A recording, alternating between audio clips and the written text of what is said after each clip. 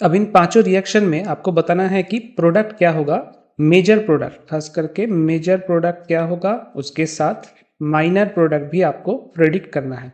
सभी रिएक्शन में एक कॉमन चीज देखिए, एक एल्किल हैलाइड दिया गया है, चाहे वो 1 डिग्री हो या 2 डिग्री हो, और उसके साथ रिएक्शन करवाया गया है एक न्यूक्लियोफाइल का। और हमको पता है कि न्यूक्लियोफाइल जो है वही बेस होता है, कभी कभी बेस न्यूक्लियोफाइल के तौर पे काम आता है और कभी कभी न्यूक्लियोफाइल बेस के तरह एक्ट करता है।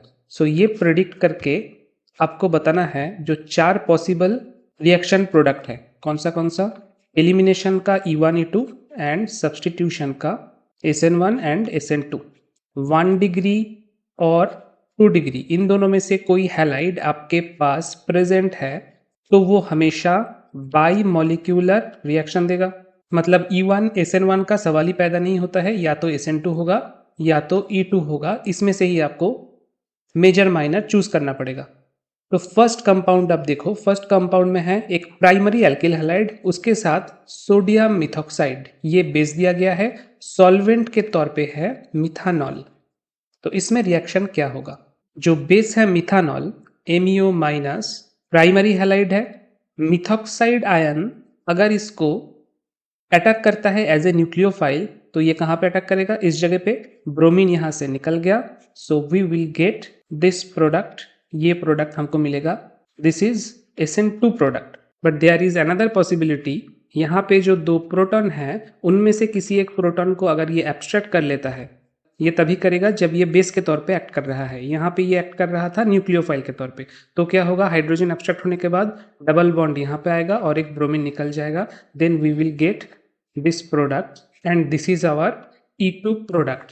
अब sodium methoxide NaOMe is a fairly strong base, मतलब इसका बेसिक स्ट्रेंथ अच्छा खासा है, बट साथ ही साथ it has a small size. Small size मतलब इसका साइज कोई बड़ा ऐसा नहीं है कि इसको स्टेरिक हिंड्रेंस हो जाए एज ए न्यूक्लियोफाइल इस जगह पे अटैक करने के लिए, इस जगह पे अटैक करने के लिए इसको कोई भी स्टेरिक हिंड्रेंस महसूस नहीं होगा। So here comes the second rule of thumb कि अगर साइज ऑफ द बेस और न्यूक्लियोफाइल इज बल्कि, तब वो फेवर करेगा एलिमिनेशन रिएक्शन को ओवर सब्सटीट्यूशन रिएक्शन। यहाँ पे तो बल्कि नहीं है, यहाँ पे फेयरली स्मॉल साइज का एक बेस है, तो यहाँ पे मेजर क्या होगा, substitution reaction. So this will be our major product इस रिएक्शन का, और साथ में अकम्पनी करेगा E2 product as a minor by product. अब नेक्स्ट रिएक्शन देखो आप, नेक्स्ट रिएक्शन में सेम एल्किल हैलाइड हमने यूज किया है, लेकिन हमने न्यूक्लियोफाइल या बेस जो भी आप बोलो वो बदल दिया है, that is tertiary butoxide. Difference क्या होगा, टर्शियरी ब्यूटॉक्साइड को अगर आप खोल के लिखोगे that will look like this, tertiary butyl carbon के साथ एक ऑक्सीजन, उसके ऊपर नेगेटिव चार्ज, साथ में potassium plus. So tertiary butoxide is a fairly bulky base, this can be considered as bulky base. So अगर न्यूक्लियोफाइल या बेस बल्की हो तो अकॉर्डिंग टू दिस रूल क्या होगा, elimination will B favoured over substitution, क्योंकि वो उस जगह तक पहुंच ही नहीं पाएगा। यहाँ पे जो ब्रोमीन है इस जगह पे अटैक करने के लिए वो पहुंच नहीं पाएगा, rather it will abstract one of this hydrogen more rapidly, तो हमको प्रोडक्ट मिलेगा this one, E2 product will be your major product. यही दोनों प्रोडक्ट बनेंगे, बस मेजर माइनर अलग हो जाएगा। मैं ग्रीन कलर से दिखा रहा हूं, this would be your major product and this would be your minor product जब बेस है टर्शियरी ब्यूटॉक्साइड। अब 3 नंबर रिएक्शन पे चलते हैं। 3 नंबर रिएक्शन पे आप देखो, सबसे पहले हैलाइड कौन सा दिया गया है, यहाँ पे जो हैलाइड दिया गया है that is a secondary halide, 2 degree halide. और रूल ऑफ थंब जो फर्स्ट था वो क्या बोलता है हमको कि अगर आपके पास 1 डिग्री या 2 डिग्री हैलाइड है तो आपको बस बाइमोलिक्यूलर रिएक्शन कंसीडर करना पड़ेगा, SN2 और E2। तो यहाँ पे उसी को ड्रॉ कर लेते हैं एक बार, this is our 2 degree halide. अब यूज किया गया है HS माइनस। अब एक चीज बताओ, ग्रुप नंबर 16 में एलिमेंट है oxygen, sulphur, selenium, tellurium, polonium, ये सब, तो ऊपर से नीचे तक, नीचे जाने में क्या होगा, साइज इंक्रीज होगा। तो अगर OH माइनस इसको हम एक बेस कंसीडर करते हैं एंड SH माइनस इसको हम एक बेस कंसीडर करते हैं, कौन सा अच्छा बेस होगा इन दोनों में से, ये एक इनऑर्गेनिक केमिस्ट्री का नॉर्मल सवाल है। बेसिक स्ट्रेंथ डिपेंड करता है according to Lewis acid base theory कि आपका इलेक्ट्रॉन डोनेटिंग कैपेसिटी कितना ज्यादा है। And let me remind you, यहाँ पे आप इलेक्ट्रोनेगेटिविटी का कंसेप्शन मत लगाइएगा, गलत आंसर आ जाता है। इलेक्ट्रोनेगेटिविटी का कंसेप्शन ना लगा के यहाँ पे साइज का कंसेप्शन लगाइएगा, क्योंकि सल्फर का साइज ऑक्सीजन के साइज से काफी बड़ा है। तो जो नेगेटिव चार्ज है, दोनों के ऊपर सिंगल नेगेटिव चार्ज है, जो नेगेटिव चार्ज है वो इस बड़े एरिया में बहुत अच्छे से डिस्ट्रीब्यूट होकर रह पाएगा और उसका अवेलेबिलिटी भी टुवर्ड्स एनी आउटर कंपाउंड क्या हो जाएगा, कम हो जाएगा। So this will act as weak base and this will be a strong base, क्योंकि ऑक्सीजन का जो एरिया है, जो वॉल्यूम है, that is small enough to incorporate this negative charge. तो वो नेगेटिव चार्ज हमेशा अवेलेबल रहेगा towards any outside entity. So OH minus is a strong base than SH minus. आपको अगर एक वीक बेस दिया जाए तो वो वीक बेस हाइड्रोजन को पहले एब्स्ट्रैक्ट करेगा, बेस का काम ही होता है हाइड्रोजन को एब्स्ट्रैक्ट करना, लेकिन अगर वीक बेस है तो हाइड्रोजन को पहले एब्स्ट्रैक्ट करेगा या फिर कोई कार्बन सेंटर को अटैक करेगा। Obviously it will act as a nucleophile and this will attack this centre and यहां से आपका ब्रोमीन निकल जाएगा।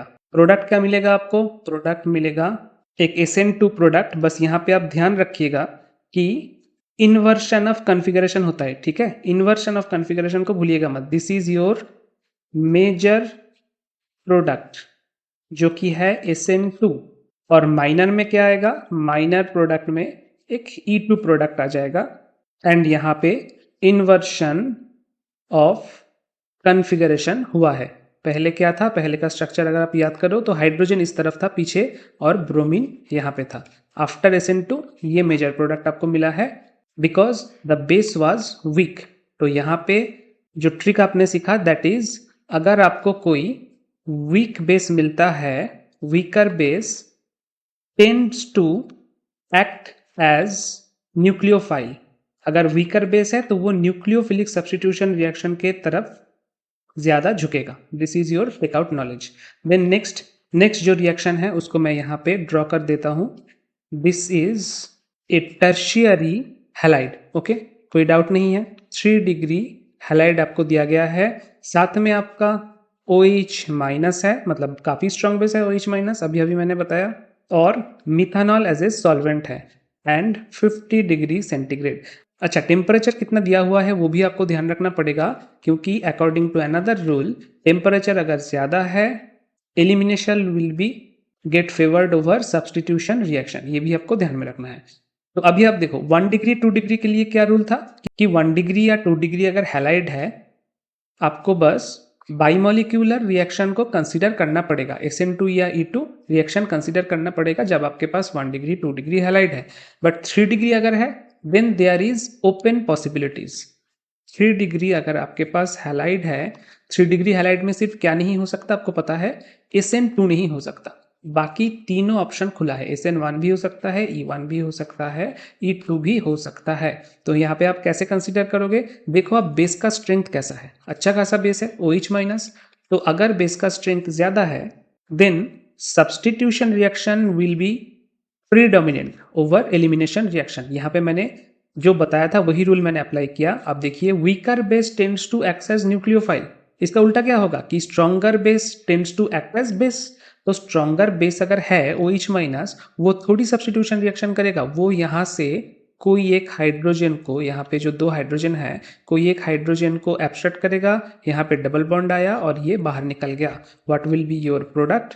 This will be your product, ये होगा आपका प्रोडक्ट। और ये कौन सा प्रोडक्ट है? This is E2 product. E2 product होगा आपका मेजर प्रोडक्ट। साथ में माइनर क्या होगा? ऑब्वियसली E2 के साथ ऑब्वियसली एक एलिमिनेशन हुआ है, मतलब एक सब्स्टिट्यूशन होने का अच्छा खासा चांस है।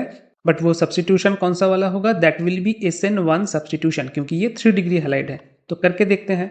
ये आपका ब्रोमीन अगर इधर से निकल जाए, ये आपका टोटल स्ट्रक्चर था, यहाँ से अगर ब्रोमीन निकल जाता है एज Br माइनस, तो आपको क्या मिलेगा? एक 3 degree carbocation which is very much stable. तो ये 3 डिग्री कार्बोकैटायन के साथ कौन एक्ट करेगा? ऑब्वियसली OH माइनस नहीं एक्ट करेगा। क्यों? क्योंकि ये स्ट्रॉन्ग बेस है। अब देखो इसमें और क्या है, मिथानॉल है, there is methanol as a solvent. तो मिथानॉल अपने ऑक्सीजन का जो लोन पेयर है उससे इस पॉइंट को कार्बोकैटायन सेंटर को अटैक करेगा and we will get finally this product. यहाँ पे ओ मिथॉक्सी ऑर्थोमिथॉक्सी ग्रुप लग गया।